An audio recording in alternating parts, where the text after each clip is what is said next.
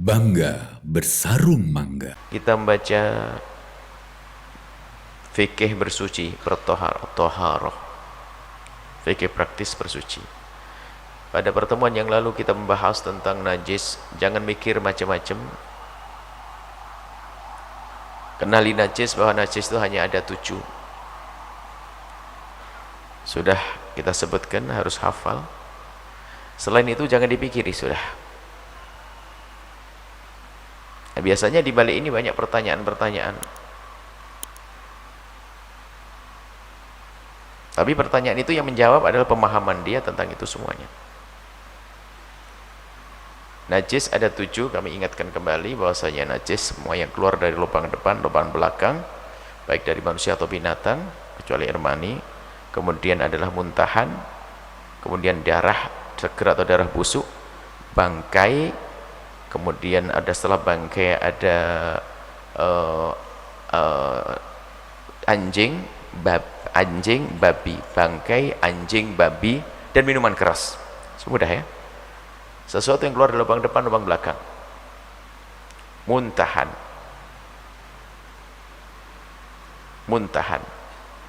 Darah seger, darah busuk, bangkai, minuman keras, anjing, babi.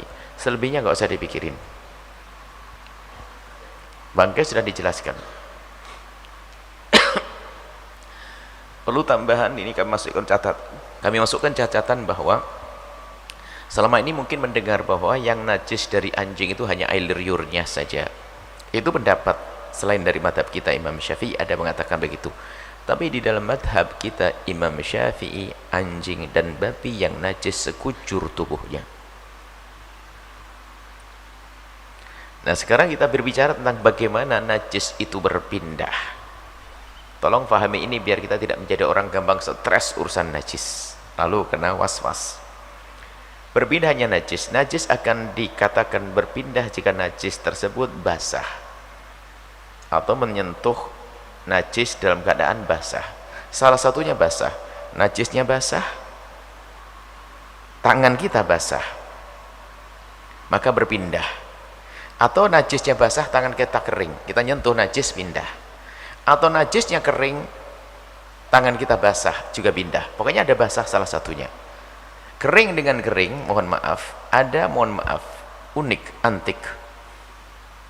Kotoran sapi warna hijau, kayak jamrut, kuring, mengering.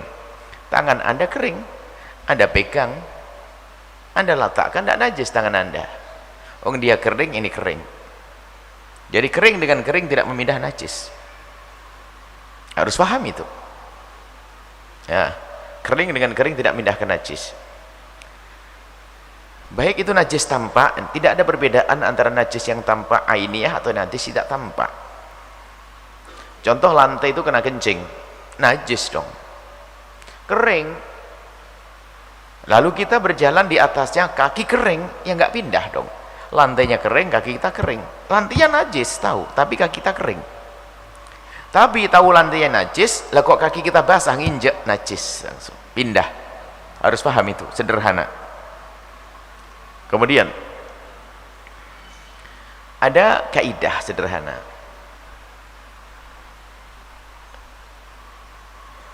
Segala sesuatu yang diyakini suci tidak akan berubah menjadi najis kecuali jika terkena sesuatu yang diyakini kenajisannya.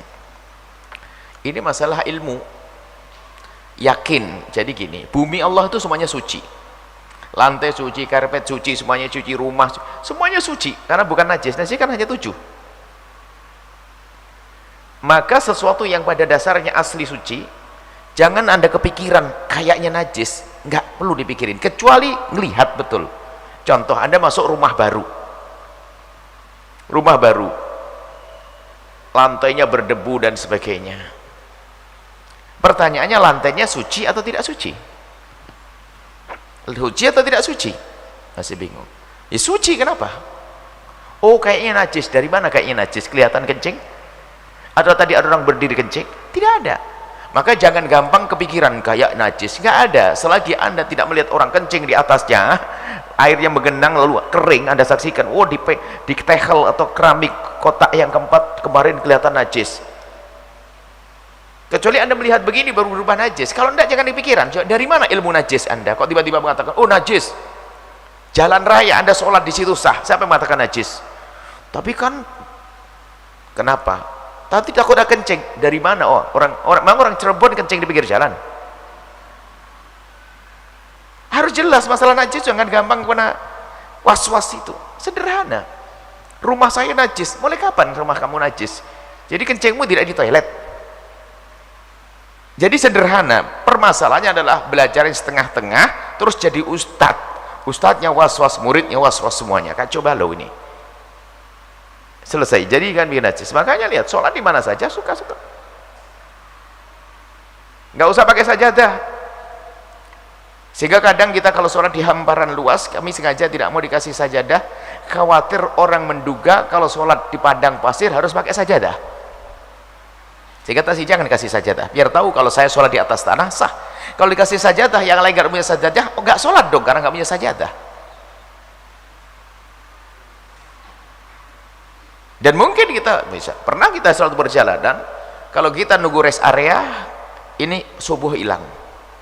Tapi kan biasa aja ada tempat darurat begitu tuh, ada tempat minggir gitu, pinggir situ. Tapi kalau seandainya ada darurat, jangan sampai ketabrak mobil juga kita. Sekiranya aman, sholatnya gitu. Cari kiblat, selesai. Wudhunya pakai, kan sudah tahu ilmu wudhu nanti. Pakai air wudhu, selesai. Sholat begitu. Nggak usah pakai sajadah, suci. Najis, becek. Becek dari mana becek najis? Mulai kapan becek najis? Lumpur, mulai kapan lumpur najis? Nah ini dari mana najis? Kan kita harus jelas. Ini permasalahannya kadang-kadang kita ini kurang ilmu. Karena kurang ilmu, kurang yakin, tidak usah pikir. Selesai. Itu adalah perpindahnya najis, itu adalah dengan yang basah ketemu yang basah, atau basah ketemu kering, kering ketemu basah. Baik. Contoh, bumi Allah adalah suci dan tidak akan berubah menjadi najis kecuali kita melihat dengan yakin bahwa ada najis di tempat tersebut. Bumi Allah najis, kemudian ada orang kencing di atasnya, maka tempat itu jadi najis. Karena yakin suci, kemudian menjadi yakin kena najis. Kalau kayaknya kena najis, nggak usah dipikirin. Kayaknya.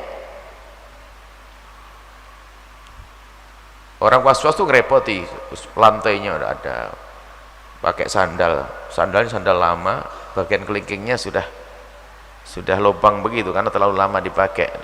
Nyentuh lantai di buminya, di kamarnya, rumahnya, balik lagi cuci kaki lagi, nyentuh lantai. Kenapa? Lantainya najis.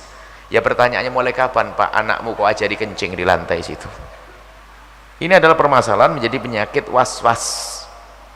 Sederhana. Jadi ilmu itu sederhana.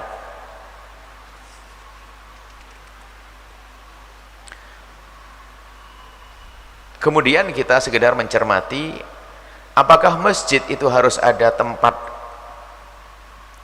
apa namanya itu?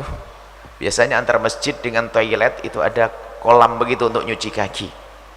Apakah harus semacam itu? Kalau ada, Anda tidak usah kritiki juga. Kalau tidak ada juga nggak ada masalah.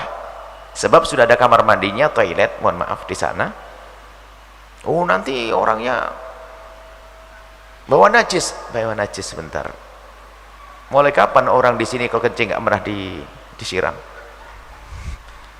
Jangan di dalam toilet sudah disiram. Kemudian masalah kolam itu ya kalau memang sudah ada ya biarkan, akan tapi yang boleh dicermati adalah sisi lain, sisi kesehatan. Ini jangan-jangan orang Buddhism cuci kaki di situ, Anda masukkan kaki di situ besok sama ya, kotor. Karena apa? Ini 4 tahun nggak pernah dibersihkan, airnya tidak mengalir. Ini perlu waspada juga pengennya waspada, tapi mengundang penyakit. Ada penyakit yang menularnya dengan air, ada. Kecuali kolamnya mengalir dan seterusnya. Artinya ada, tidak ada, nggak ada masalah. Yang penting ilmunya yang jadi masalah. Asal di toilet sudah ada kerannya, di tempat wudhu ada kerannya, selesai, nggak ada masalah. Dicuci kakinya basah, ya basah mana? Dari mana najis? Basahnya bekas air wudhu kok, bukan bekas kencing kok. Bahkan kalau ada toilet begini sudah rapi bersih, kemudian mungkin ada barang jatuh ke kamar mandi begitu, kira-kira najis atau tidak? Mungkin ada orang, oh najis, memang kenapa? Kan itu ada kencingnya, mohon maaf. Sepertinya yang kencing tidak disiram itu bukan manusia. Kalau manusia, kalau kencing umumnya disiram, sudah selesai. Kenapa pusing? Jatuh aja bingung setengah mati. Rata-rata ini orang dewasa semuanya. Kalau kencing pasti disiram. Ya sudah, jangan dipikirin najis. Permasalahannya ini loh, kadang-kadang was-was itu membahayakan. Karena was-was itu menjadi ibadah tidak khusyuk. Allahu Akbar, ingat sandalnya tadi kayaknya nyentuh. Tadi siramnya kurang. Kayaknya, gitu. Gimana bisa khusyuk sholat kena was-was? Sehingga kata Imam Ghazali kalau ketemu orang was-was mau dipendung orang itu. Sehingga bikin tidak khusyuk juga. Takbir Allah. Setelah balik lagi sholat, kayak belum wudu. Ada wudu. Baik, jangan kena was-was. Baik, seperti itu tentang pindahnya najis. Kemudian nanti ada najis dibagi menjadi 3, najis mukhaffafah dan sebagainya. Pembagian itu hanya untuk membahas masalah cara mandinya. Adapun hukumnya akibatnya sama. Najis mughaladhah kena baju kita pakai sholat tidak sah. Najis mukhaffafah kena baju kita pakai sholat tidak sah. Najis mutawassithah enggak, hukumnya tetap sama. Hanya membedakan najis mukhaffafah untuk cara mensucikannya, dan itu insyaallah kita bahas pada pertemuan yang akan datang. Nah, kami hanya menekankan masalah urusan najis, jangan ada ragu-ragu. Orang waswas, mohon maaf, kalau Anda tengah jalan kemudian nginjek melenyek gitu, Allah, kira-kira mikir apa? Daun pacek, itu aja langsung digesek-gesek ke debu, selesai. Sambil jalan nanti jangan dipikirin, wah ini empuk, ini korong, dari mana orang buang air di tengah jalan ini? Ini terlalu berlebihan. Ini kan bisa saja timun jatuh, busuk, melenyek, sudah, tidak usah dipikirin. Ya sudah. Kalau ternyata nanti kotoran beneran, Anda tidak tahu betul kok, tidak yakin, kecuali kelihatan orang buang air di situ lalu diinjek, ya jelas najis dong. Cuman kalau melenyek tok, becek basah itu, aduh, basah apa ya kira-kira? Tidak usah lihat, sudah. Coba kalau dilihat ini ceritanya si pinter tapi si aneh, melenyek, apa ini? Langsung ditebak sama tangannya. Kalau saya contohkan begini langsung, habis begini, melenyek, langsung disentuh pakai tangannya ini. Aduh, penasaran, dicium, astagfirullah, najis, lengkap. Kakinya kena, tangannya kena, hidungnya kena, sak kepalanya kena, harus cuci semuanya. Ini ibaratnya itu. Kenapa harus pakai was-was begitu? Jadi jangan gampang kena was-was pinggir jalan. Ada kecipratan lumpur, lumpur. Mau ke masjid batal nggak jadi ke masjid. Kenapa? Kecipratan lumpur. Mulai kapan lumpur itu najis? Ini di pinggir jalan, nih kotoran orang. Orang mana yang buang air di pinggir jalan? Suruh mikir itu. Ini. Jadi jangan ragu-ragu masalah najis ini. Sederhana banget. Salah. Pinggir jalan becek semuanya nggak ada masalah. Kecuali memang di situ ada kuda, ada ini, kemudian mengalir warnanya kuning begitulah. Anda kecipratan langsung, wah, baunya juga kerasa. Kalau memang rata-rata disuruh jalan binatang juga jarang, nggak usah kepikiran. Kecuali Anda melihat ada cipratan, sudah, jangan dipikirin. Ada kisah Sayyidina Umar bin Khattab diriwayatkan atau yang lainnya, salah satu imam berjalan dengan satu orang. Tiba-tiba dari loteng itu tingkat atas begitu, loteng itu tingkat atas. Ada percikan. Yang di bawah bertanya, ini air apa? Dijawab oleh imam yang di samping, jangan dijawab, diam kau. Ini ngapain usil kok banyak tanya-tanya? Tidak ada orang kencing nongkrong di atas ke bawah tuh, tidak mau tanya-tanya, macam orang kecipratan apa kayak, jangan tanya, ini air apa? Seorang imam yang fakih ngerti itu malah ngomong, jangan dijawab, diam. Usil banget tanya, ini air apa? Was-was tuh ngerepoti ke rumahnya orang. Ini najis enggak? Ini airnya. Ini lantainya najis enggak? Sudah tamu, kurang ajar banget ini tamu. Ini jangan-jangan najis. Ini nggak bisa begitu ya. Tolong ilmu najis ini perlu dihadirkan supaya Anda tidak tersiksa dengan urusan semacam itu. Belum lagi kalau kita melangkah kepada madhab lain yang lebih luas lagi, ternyata kemudahan-kemudahan itu masih ada. Itu kami berbicara dengan seputar madhab kita Imam Asy-Syafi'i radhiyallahu ta'ala anhu.